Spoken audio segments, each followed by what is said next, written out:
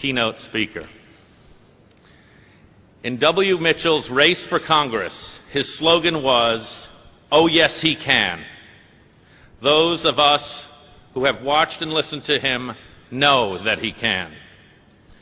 In Crested Butte, Colorado, he earned worldwide recognition as the mayor who saved a mountain.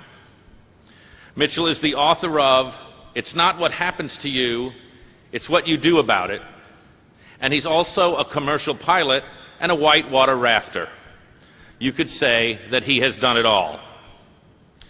This internationally recognized expert on change likes just to be called Mitchell. The public television host has been inducted into the Speakers Hall of Fame and has received the speaking profession's highest award, the Council of Peers Award for Excellence. He shares his powerful message about taking responsibility for change with audiences around the globe.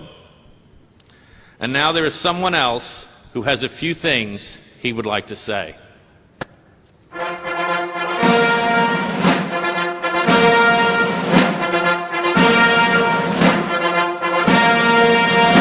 Ladies and gentlemen, the 42nd President of the United States, William Jefferson Clinton. And I saw another friend of mine back here who did not speak to you today, but often speaks at these Power Within events. His name is W. Mitchell, and he lives in Santa Barbara. And we've been friends for 25 years. First time we ever met, he was the mayor of the vast metropolis of Crested Butte, Colorado. And I was the youngest governor in America.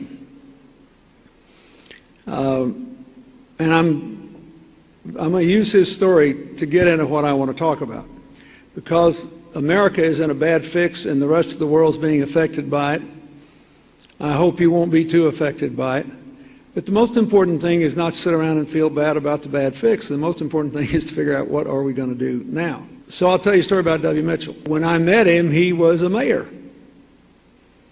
And we were talking one night. I said, "How do you deal with all this?" And he said, "Well, you know, before I was injured, there were 10,000 things I could do with my life. And this injury was pretty tough. But when I really thought about it, it only took away about 1,000 of those things. So I have a choice. I can spend the rest of my life feeling sorry for myself because of the 1,000 things that are gone, or I can spend the rest of my life feeling good about the 9,000 things that are still out there that I can do. I choose the 9,000. That's what the world has to do now." At 28, W. Mitchell had just made it out of the Marines and landed a good job as a grip man running cable cars through the majestic hills of San Francisco. On his time off, he liked to ride motorcycles. W. Mitchell's life changes in a second when he is badly burned in a motorcycle accident. I became a human bonfire. His recovery pushes the limits of what any human being can bear. I can't describe how painful it was. When Mitchell is tested again by a terrifying plane crash, he discovers an inner strength he never knew he possessed. Would I trade what I've learned? Not in the world. Ladies and gentlemen, W. Mitchell.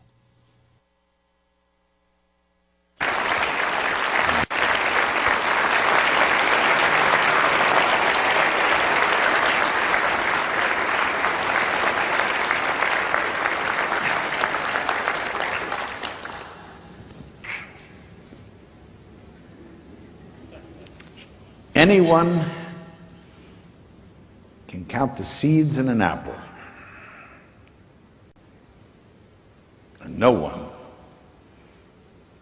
can count the apples in a seed. Normally, when I speak to adults, I have a different opening. I ask people a question about adversity and difficulty, and I save this one for kids. I save this one for students. But then, after talking to Bob, he let me call him Bob. First he made me call him Mr. President. Then doctor, professor, but finally let me call him Bob. After talking to Bob, I realized I've probably never talked to a bigger group of students, a bigger group of seed planters, of people who don't know how many apples are in a seed, but are searching for the answer. Because a lot of what you do is going to make a difference in a lot of people's lives that you'll never meet, never know. And yet here you are.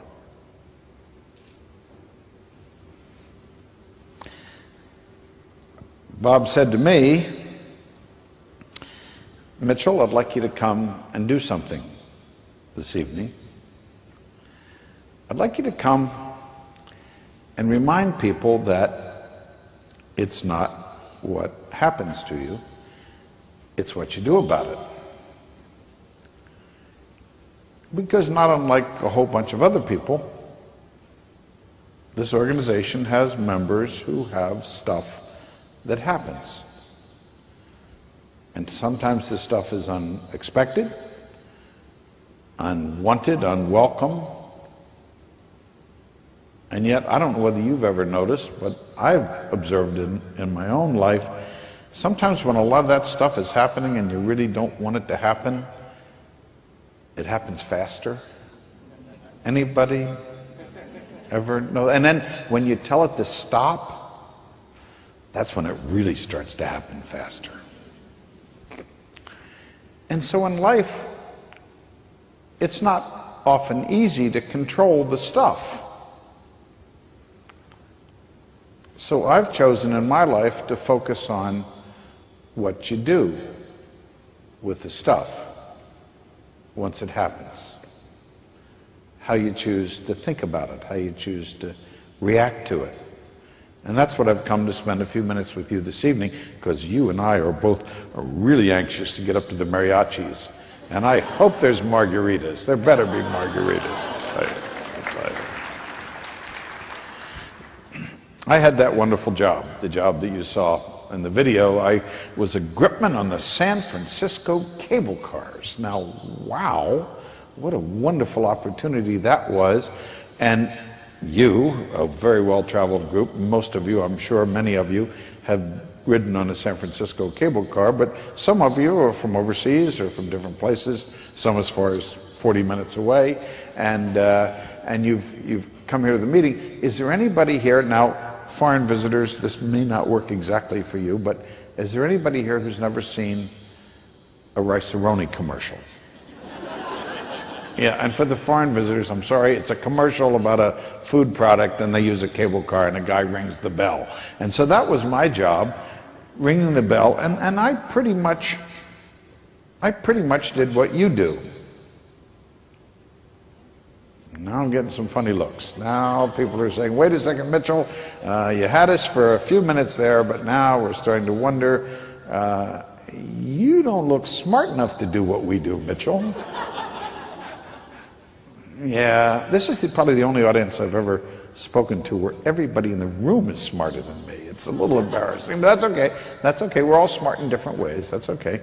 But you see, my job was what your job is. My job was to be of service to other people, to help other people. Now you're helping animals, you're using animals in research, and I was fascinated. Why did the name go away? Well, sorry, my friend who I talked to out in the hallway. Oh, okay, it'll come to me. You know who you are, and you told me something really wonderful about this organization. I was looking and I was asking you questions and I was talking to you and asking all of you lots of, tell me about it, and what's important about it, and why is it necessary? And he told me the name of this organization when it was founded in 1963. And he told me it was the Animal Care Panel. said it all. Said it all about what you're about, who you are, what you truly care about. And I love that understanding that I got from that very description. But you see, if we choose as a motivator, maybe some of you know his name, Zig Ziglar, a famous American motivator, and Zig said something that's timeless, priceless. He said, you can have anything you want in life if you just help other people get what they want first. To be of service to other people. To help other people. I think that's what we're all about. And if that's our focus, then I think the rest follows rather easily. So I loved my job on the cable cars, and with a buddy of mine, we'd served in the Marine Corps together, we took some time off, he from law school, me from my cable car job and going to school at San Francisco State University. We took some time off and we took a motorcycle trip. And we decided we drove across the Sierra Nevadas and then down through the desert. And this was late June. I'm not completely sure we were as smart as we thought we were. Needles, California, late June. Ooh, hot. Up into the Grand Canyon, finally up into Four Corners and Colorado, and I fell in love with Colorado. And I spent time up there with my buddy. We raced our motorcycles, met other people, came back the following fall, bought season passes for Aspen Skiing Corporation, and lived in a funky trailer, and I hung sheetrock, but I skied almost every day, and just loved it. And then I began to think about a dream that I had to fly an airplane. I wanted to become a pilot. Anybody here with any unfulfilled dreams?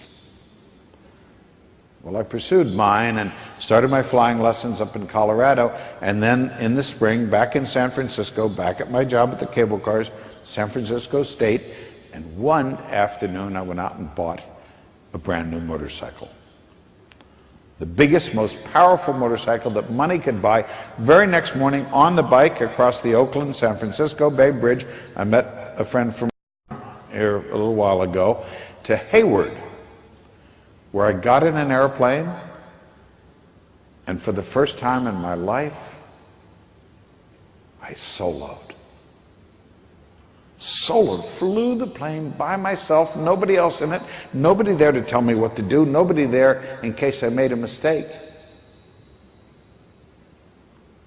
Anybody in this room remember their first solo? Now, because of the lights, I can't really see hands, but it would be impossible for a group this big not to have a pilot or two or three in the room, and we have a special bond. But how about the rest of you? What solo are you remembering right now? Oh, when I talk to little kids, I get a hand almost immediately. There's, Mr. Mitchell, I remember the first time I danced in front of my class. And I remember when I rode a bike for the first time. A lot of us in this room, Bob, are a little too old to remember when we rode a bike for the first time, but how about when we drove a car for the first time? I went in a little session a little while ago, and there were a bunch of guys with DVM after their name. When you, women and men, received that degree, what did that feel like? It's interesting. I was thinking about this earlier. I had a wonderful pediatrician when I was a child, just a terrific guy. I don't remember his name. But I remember Dr. Manghetti's name. He was our vet.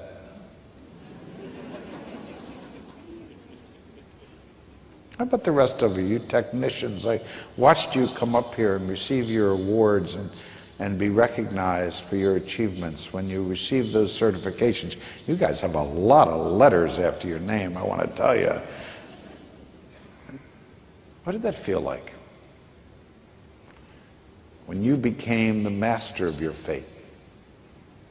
captain of your destiny. Don't forget those moments. Don't forget how proud you were. Don't forget when somebody gives you a hard time about what you do. How many people today on this planet are better because somebody did experiments 1,000 years ago?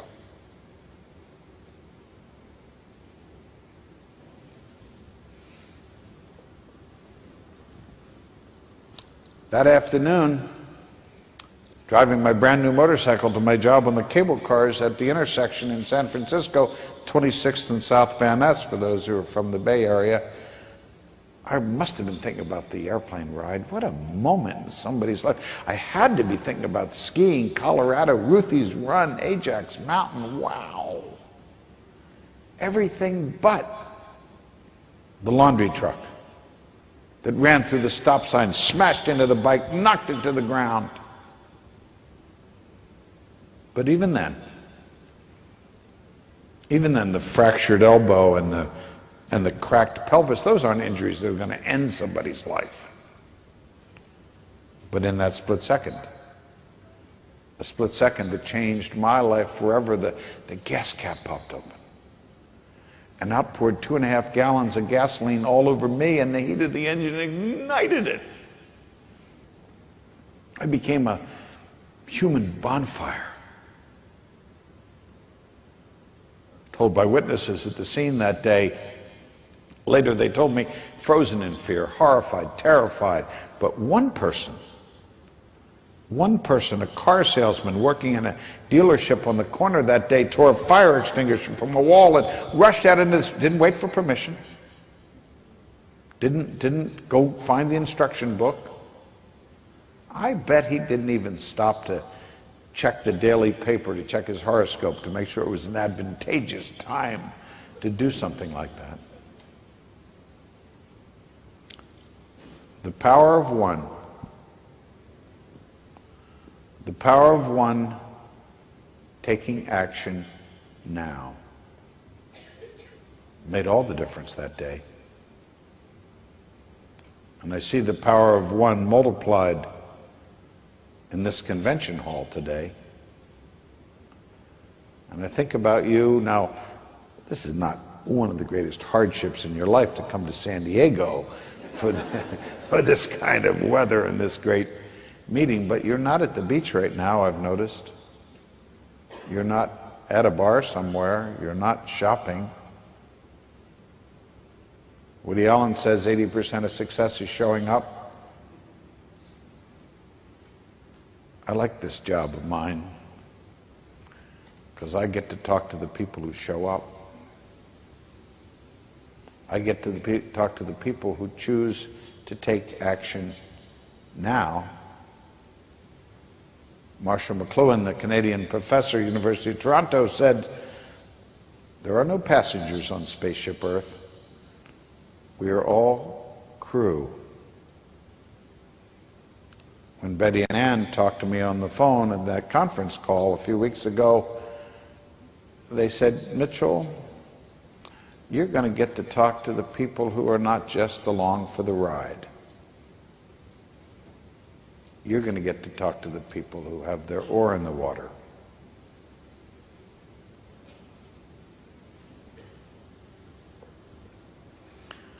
Thanks to that car salesman taking action now, I was still alive when the paramedics arrived. They rushed me to nearby San Francisco hospital where a team was waiting for me.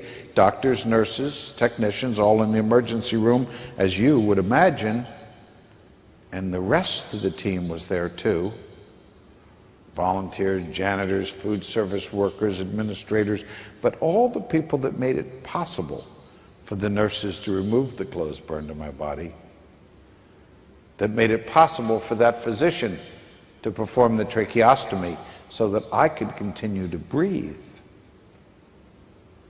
And were it not for the entire team that day at San Francisco General Hospital, my life would have been extinguished.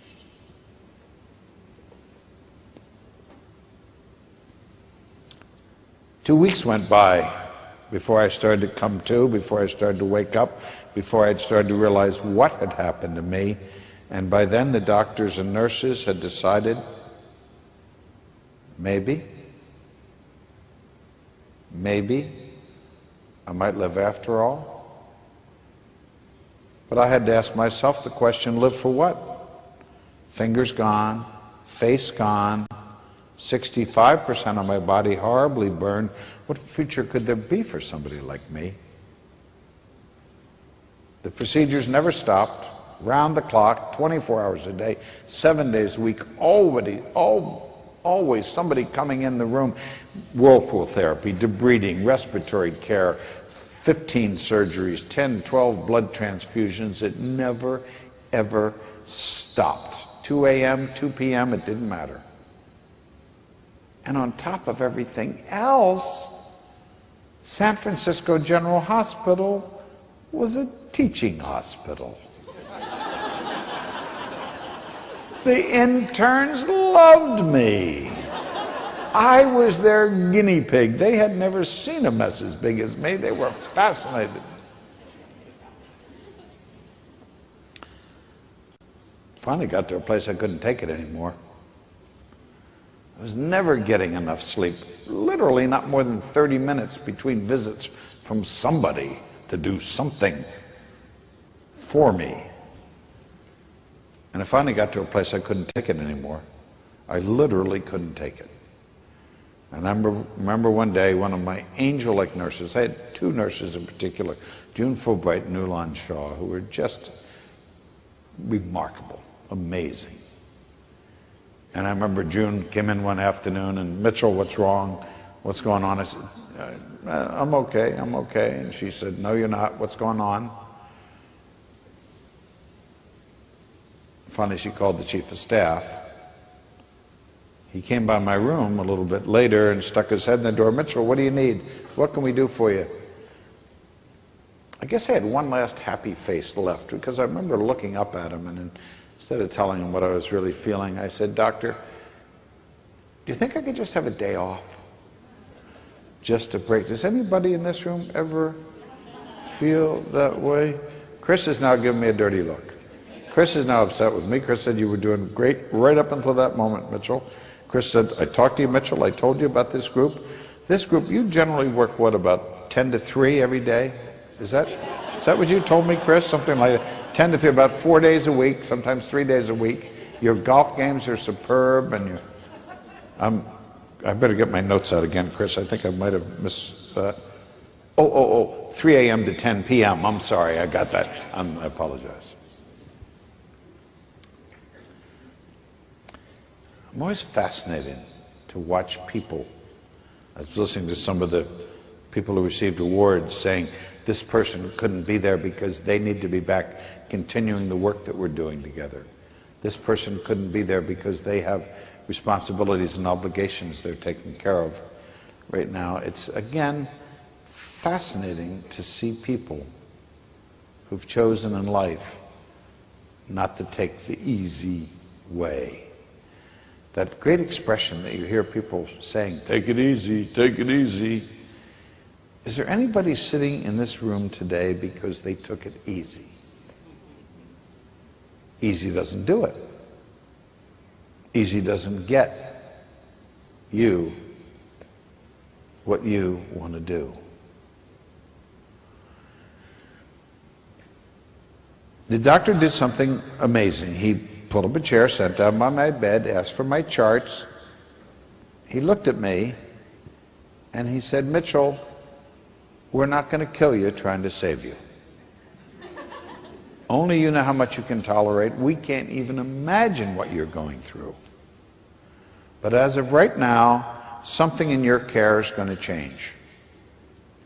As of right now, I'm putting you in charge of you.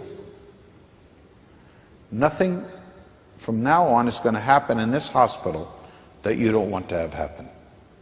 You're going to call the shots. If you don't want something to happen, we won't do it.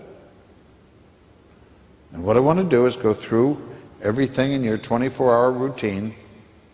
You tell me what you want changed. You tell me what you want stopped. I'll write the orders right now. There'll be no argument, no disagreement from me. And we went through all the procedures, and at the end of the doctor's visit, we found a couple things that we could do every 4 hours instead of every 3. We even found a couple things we could discontinue, stop completely, probably weren't necessary anymore. They were only being done once a day. So at the end of the doctor's visit, very little in my routine had changed, but my whole life had changed.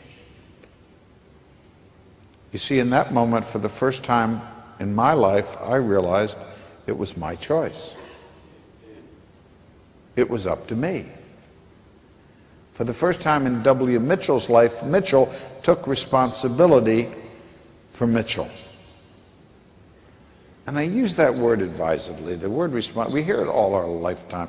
You're responsible for the mess in your room. You're responsible for your homework not being done. You're responsible for the paper not being fulfilled. Or you didn't pick me up on time, and now we're all going to be late. It's all your fault. And we put fault and blame and guilt so often with that word responsibility that I think we don't realize another, and I think better definition of it. Stephen Covey used it in 7 Habits of Highly Effective People. He talked about response-able, the ability to respond. That's the definition I like best. We can spend a lot of time in life. You've probably heard this analogy. I don't know who I stole it from, but it's such a good one. I use it, and whoever it is, take credit for it. I don't know, but it's a good one. Do you notice this? I notice it. I drive through life sometime spending a lot of time in the rearview mirror. Oh, we should turn left back there. Oh, how come I started so late today? Oh, I didn't get gas yesterday. Now I'm going to have to stop. I'm even going to be late. Why did I even start the trip at all? Anybody else do that, or is that just me? You see, I would like to change yesterday. I have a bunch of stuff, a bunch of words that I've said, a bunch of things that I've done or didn't do that I would love to go back and change. I'd change my investment strategy. A lot of stocks I wouldn't have bought, let me tell you. Right now, taking that money out of the market a while ago. And we all would change yesterday, but I can't. I don't think you can. And every moment I spend on that rearview mirror, every moment